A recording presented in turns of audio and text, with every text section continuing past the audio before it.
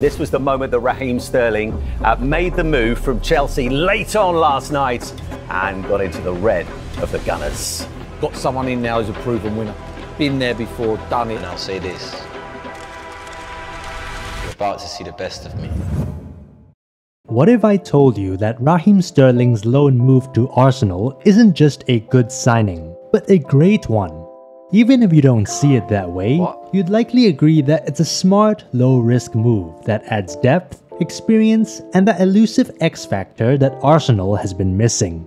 If you had been following Sterling at Chelsea last season, you'd know he wasn't washed up, just lost in a system that didn't fit him. But now, with the perfect environment and all the tools to rediscover his best form, are we about to witness Sterling explode at Arsenal? Let's first dive into the juicy part, the reunion of Sterling and Arsenal's manager, Mikel Arteta. During Sterling's time at City, Arteta was right there from July 2016 to December 2019 as Pep's assistant, helping the player evolve into a goal-scoring machine. Sure, it's easy to downplay Arteta's influence when you have a genius like Pep around, but Sterling himself acknowledged the trust Guardiola placed in Arteta after speaking about the latter's appointment as the new Arsenal boss in 2020. Since then, Arsenal's methodical squad trimming, particularly the gradual phasing out and eventual transfer of Aaron Ramsdale, the Gunners have benefited from their manager's no-nonsense approach and improved their points tally in each of the past 4 seasons. Now, all that's left is to claim the title itself. Hey, third time's the charm, right? With Sterling now in the team, Arteta has a squad player he trusts and who understands the high standards he demands. That wasn't always the case in the seasons gone by. The lack of quality options off the bench often forced crucial players like Bukayo Saka to play week in and week out. And with Arsenal now regularly competing across 4 competitions, there's the ever-present risk of injuries to key players come the business end of the season. In addition to previously working with Arteta, let's not forget Sterling's connections within the existing Arsenal squad. He has played alongside Jesus and Zinchenko at City, Saka, Declan Rice and Ben White with the England national team, as well as Jorginho and Havertz at Chelsea. This familiarity is exactly what you'd want from a loan signing, and he should have no trouble settling in and hitting the ground running. On top of that, he doesn't even have to move house since he's already located in London. It's like a reunion tour, but instead of hitting the road to perform old hits, they're gunning for new trophies.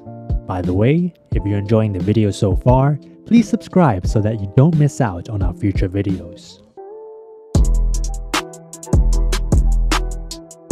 Before getting too carried away, let's cover what kind of player Arsenal are actually getting in Sterling. His recent stint at Chelsea was nothing short of a rollercoaster ride. Having arrived from City's ultra-stable environment, the volatility at Chelsea has seen him adapt his game to 4 different managers in the last 2 years. And in that transition, he has become more like the version of himself that burst onto the scene as a young teenager at Liverpool, relying heavily on dribbling to fashion opportunities. However, his drop in acceleration, combined with playing in a Chelsea side that lacked a clear identity, has made it easier for opposing defenders to nullify his impact. Last season, the 29-year-old averaged 6 take-ons per 90 in the league, but his success rate of just 34% was the lowest of his career. His average of 9.9 progressive passes received per 90 during his time at Chelsea also falls well short of what he achieved at City. Additionally, his finishing, which has never been his strongest suit due to a tendency to underhit shots, suffered as well. With that said, it's worthwhile noting that his movement to get on the end of chances still remained excellent. Before that, at City, Sterling had transformed from a speedy winger with questionable finishing into a clinical forward who thrived in the box. His improved positioning and movement became his secret weapon, allowing him to take shots from more advantageous areas and rack up impressive results. In fact, There was even a time when he was battling with the likes of Messi, Lewandowski, and Mbappe for the most goal contributions in a season.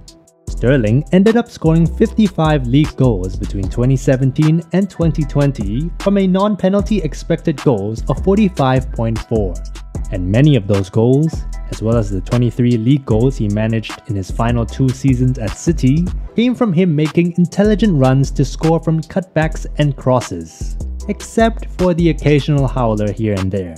From an output standpoint, he may never reach the heights he did during that period, but his goal scoring was driven more by instinct than sheer ability.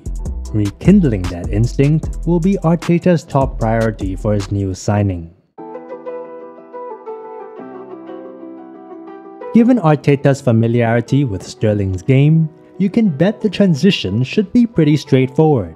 But how does Sterling fit into the grand scheme of things at Arsenal? For starters, Gabriel Martinelli didn't exactly light up the left flank last season, so Sterling's arrival should challenge the Brazilian to step up his game. The latter's ability to take on defenders one-on-one and work well with under and overlapping fullbacks also gives Arteta tactical options. Adding to that, fellow summer signing Ricardo Calafiori has shown he can drift infield but also hold his width, so playing him alongside Sterling on the left could maximize the impact from both players. Last season, Arsenal created more chances from cutbacks than any other Premier League side and scored the 3rd most goals via that method. If Arsenal can get Sterling making those intelligent runs and target the back post, we could soon see a resurgence in his goal scoring. The move also has significant implications for Arsenal's squad building. With Sterling as a backup or even challenger to Martinelli, Leandro Trossard has the freedom to play in his preferred central position. The Belgian has proved clutch in the middle, regularly scoring crucial goals in big games for Arsenal, and so, playing him centrally maximizes the team's chances of securing important results. Not to mention, it only improves their depth at centre forward alongside Kai Havertz and Gabriel Jesus. Lastly, Sterling's versatility to play across the front 3 allows him to back up Saka on the right if needed, helping to lighten the load on the young winger's shoulders. Throughout his career, Sterling has shown an incredible ability to adapt to changes in tactics, positions, and management, albeit with varying levels of success. History tells us that when he has stability, he thrives, and with Arteta at the helm and a clear vision, Sterling could yet prove key in Arsenal's title push this season. If you enjoyed this video, hit that like button and subscribe to the channel for more football news, stories, and insights. Also, don't forget to turn on notifications so you never miss a beat. And with that, we'll see you in the next video.